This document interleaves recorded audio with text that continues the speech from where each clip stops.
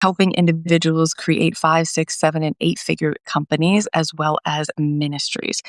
So I wanted to do a live. So hello, hello, if you're watching. I wanted to talk about this. I'm actually going to be doing a masterclass and it is complimentary and it is on Alignable. So I will put that link. You can always reach out to me on Alignable as well. But yeah, you'll get to interact with me personally. And I'm going to be talking a little bit deeper into this. I'm also going to do a couple Substack articles to my community to dive a little bit deeper. So I'm going to address 3 points today. At any point in time, you can go ahead and comment below, even on the replay, and ask me any questions because I'm available. I love to uh, answer questions and get engaged. And I'm affectionately known as the activator, which means that I like to actually see you put into practice and make things practical. So that way you can see results. So if you're ready to dive in, let's go ahead and dive in. Now, there's a couple different things that you want to take a look at when you are shifting, pivoting, or transitioning. Okay. First things first, which one are you doing? So a shift. A shift is a right to left. Okay. It's a small tweak. You are taking a look at maybe, adding new products, testing out new things, and maybe even adding a newsletter or, you're shifting onto, let's just say, YouTube or something different, right? So it's a little tiny shift, but you know that you need to take it, especially with AI and a bunch of other stuff going on. Well, right. That's self-explanatory, right?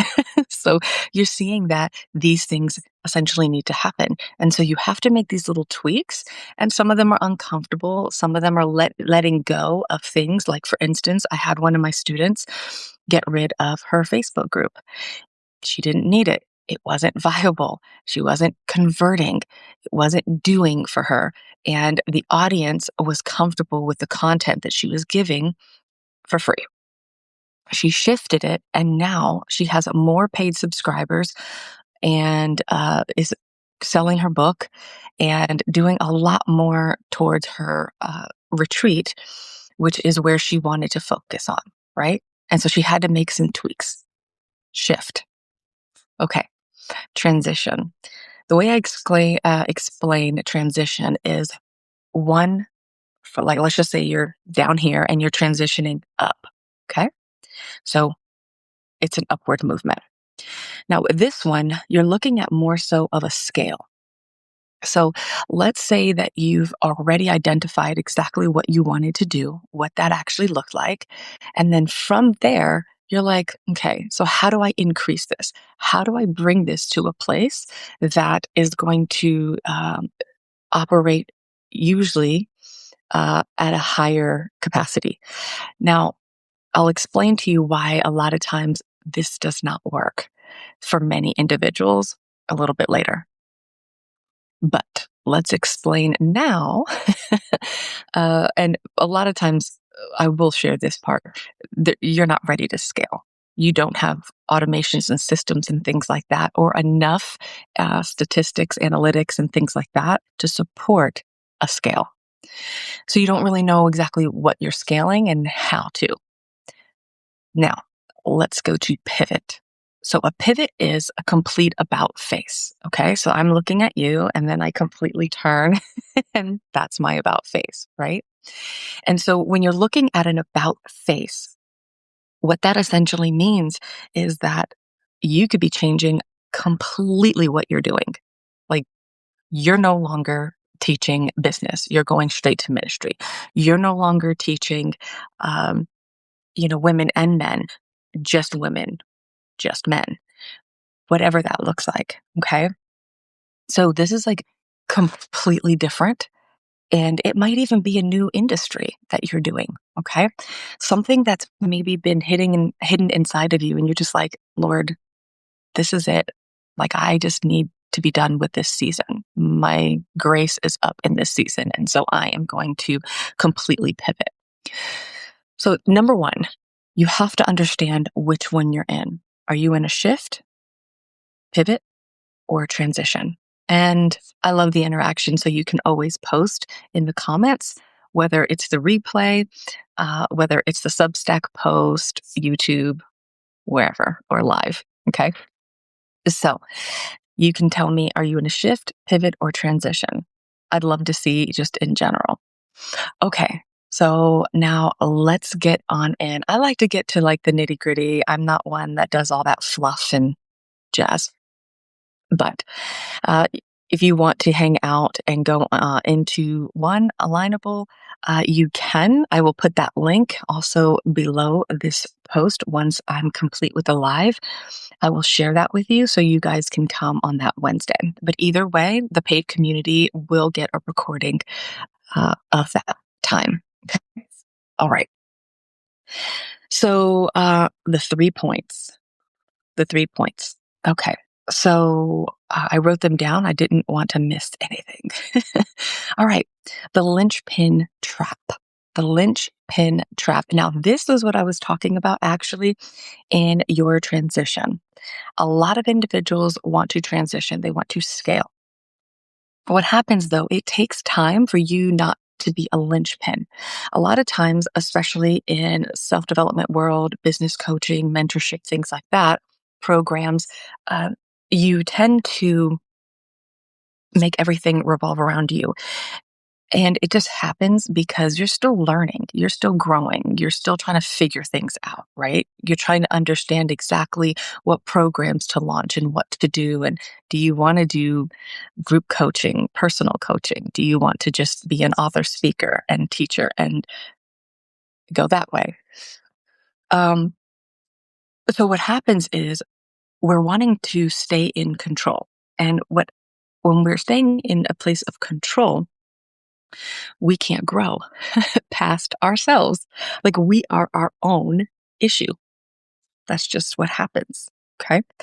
And so in this place, there's systems and other things that need to happen in order for you to be able to remove yourself. But what's often not talked about is your nervous system. See, your nervous system is used to being in control. You're a lot of times in fight or flight and you don't even realize it, but you've grown and even sustained a company through fight, flight, or fight, just that way. Okay. And so you might even be successful in removing yourself and automating some things, but then you tend to do something else that involves you in a form of control. You try to replace it. Why? Because it's weird to do something simple. It doesn't make sense to your nervous system because it's not there yet to say, wait a minute, I don't have to constantly be doing something. I don't have to make it difficult. It can be easy. I can wake up to money. I can wake up to what the promises of God said, right? And so, or what God promised. Like I can do that. And so, again, we are a linchpin. And so, this is where, again, you are in a form of control, in a form of control. All right. If you have any questions, comment below. Okay. So, two, the transparency tax. This is something else that makes it difficult for many that we don't actually really speak about. And I've done this so many times, and this is why I can speak on this, all of this very effectively. And the transparency tax is essentially what authentic pivoting actually costs you. Mm, okay. What does it actually cost you to pivot, shift, or transition? When we're in a place, as we are growing and developing in our business or ministry, in leadership, there's going to be a point in time where you're challenged to be authentic. What do I mean by that? because I think that word is kind of played out, but I hate it because it's so important. I wish there was another way to express authenticity, but I will say in my Contemplative Woman book, I call it the image. And so in this place, there is a level of vulnerability uh, to yourself. I know that sounds weird, right? But a lot of times we are not truthful with ourselves. And then there's a level of transparency to others. And what do I mean by that? There's many times, like, for instance, the word of God talks about we overcome by the blood of the Lamb and the word of our testimony. And I thought that was great, right? I'm like, okay, yeah, that makes sense. But then catch this. I didn't want to really give my testimony out. Like, writing The Contemplative Woman was something very difficult for me because I made it like this. Um, well, it started off with I have this group on Alignable. We have over 4,000 people, amazing group, Christ centered believers, authors, speakers. I mean, brick and mortar business owners, ministry leaders, all of it, nonprofits. They're amazing. And I have this group called Queen's Table. And I understand the meaning of queen and all that stuff. I'm trying to figure out a different name, but anywho, I have this group, and they loved the questions that I asked. And I told myself last year I wanted to be really, really good at asking questions. One of my friends really inspired me to be better and do better. And that was one of the ways that I noticed that really inspired me with this person is that they always like asked good questions. And it made me uncomfortable, but it made me grow. And then I got to see them, even with other individuals. And it was just phenomenal. So last year, my biggest thing was let me ask the right questions. But in that, they loved it. They wanted a book. So I put it out there. And I was like, but this just feels so surface. I want to make it different. And so what I did was I went and I did the Contemplative Woman, which is my brand now. And I just poured out my journey, the story, mixed with the questions, a little bit of all. And I had to ask myself some really deep questions in order for me to really, like, I guess you could say, bleed on the paper, right? And it was really difficult. I'm not going to lie. Like, it was really tough. Uh, and I'm still like looking at the manuscript, making sure that it's, you know, um, clear and the journey is great. And so there was a level of authenticity, a level of truthfulness I had to step into in mentoring women. And a lot of that came from the fact that it wasn't just mentoring the women, it was helping them with their nervous system re-regulating, understanding their hormones and their cycle when it came to how they were producing and building. And so I realized that in a lot of the mentorship out there, that wasn't there, which is why I built the Contemplative Woman community called The Collective. And in there it addresses every aspect of a woman, even her health and fitness and everything.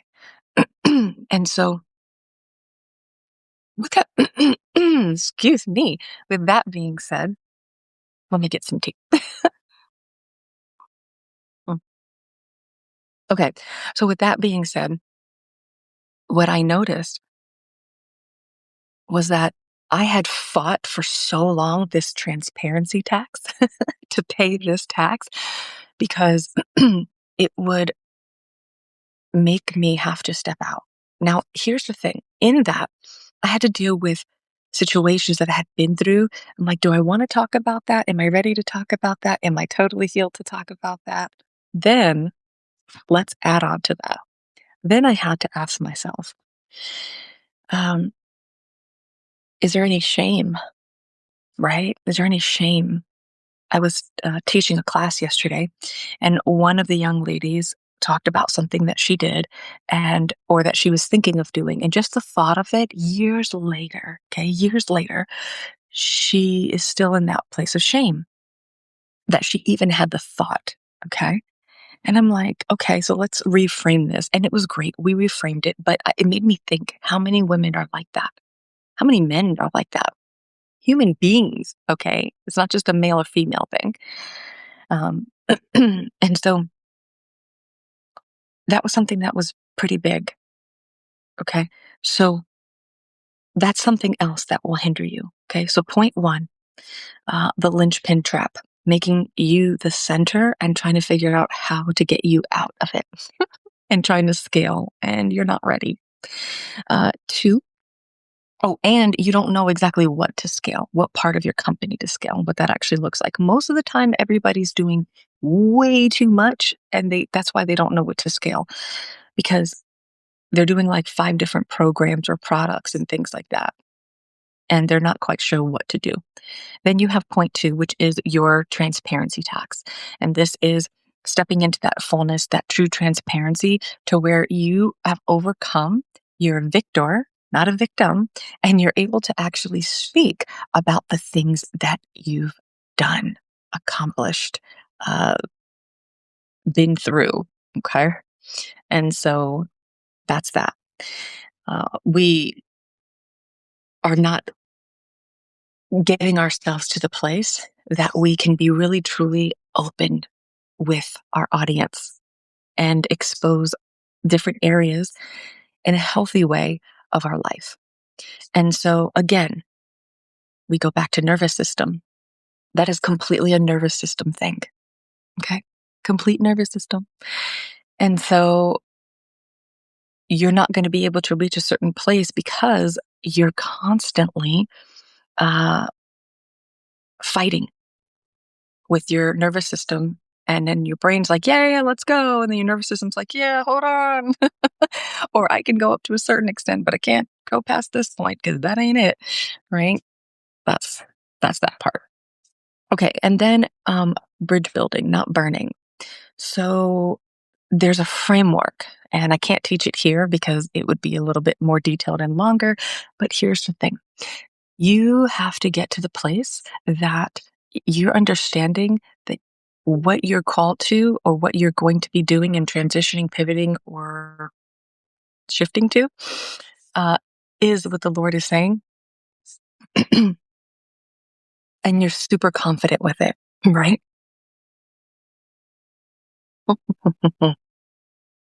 Okay. You're super confident with it. So confident that you're immovable. You're unshakable in this. Okay. And now what we get to here, the key part is understanding how to bridge everything. So I'll share one thing. I make everybody super excited. I'm not like, oh my gosh, I'm shutting the door because this happened. And I'm not making it look like that. I'm actually sharing, like, this is what's happened. This is what the Lord did. I'm so excited about this.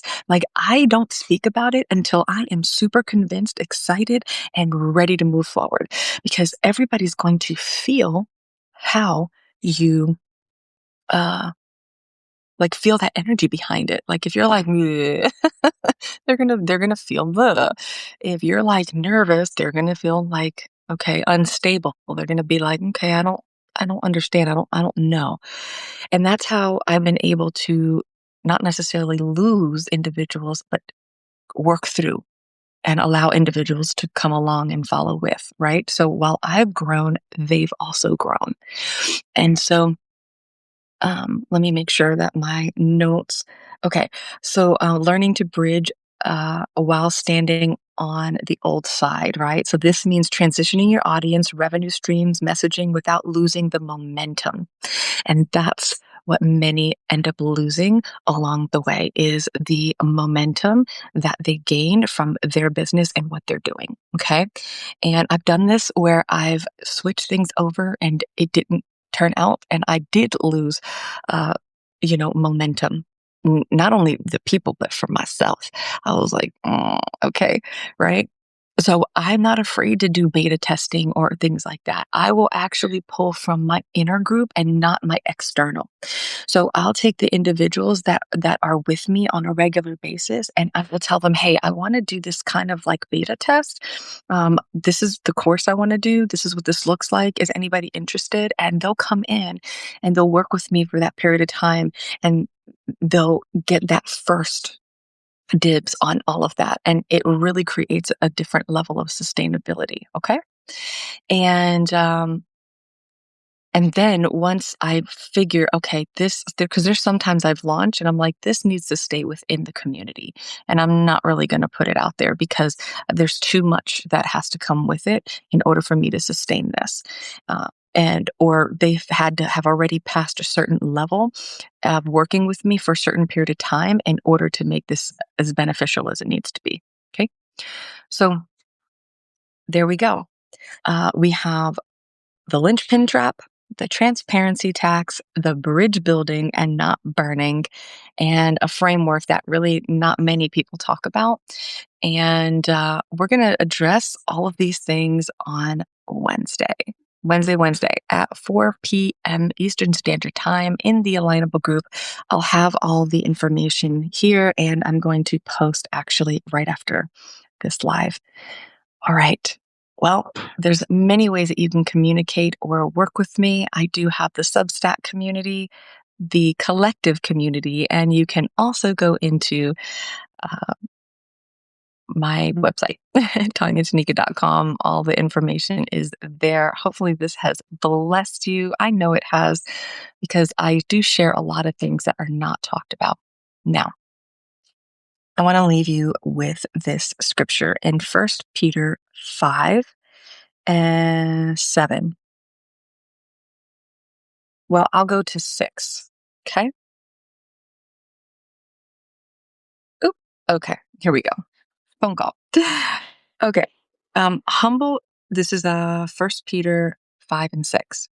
Humble yourself, therefore, under the mighty hand of God, so that he may exalt you at the proper time, casting all your care on him because he cares about you. Listen, when you learn to really truly lean in and just cast every care, burden, and worry upon the Lord, he exalts you. He exalts you. He understands and knows where you are and when you are ready to step in. Because remember, it's not just about you and confirming the ego part of you that you're ready to do something. No, you're also dealing with other lives, other people. It's not just about you. And so you have to make sure that you're in a place, a good place. Now, are we healing? We're always healing. We're always going through and excelling and growing. I hope you are. But here's the thing. You want to be healed enough in one area before you start ministering in that area. Okay? All right. And remember, healing does happen progressively, happens along the way, right? Just use discernment as to when you release certain things, products, live streams, whatever that may be. All right, y'all. God bless you. I'm believing God for good things to come your way. And yeah, reach out to me. I'd love to connect.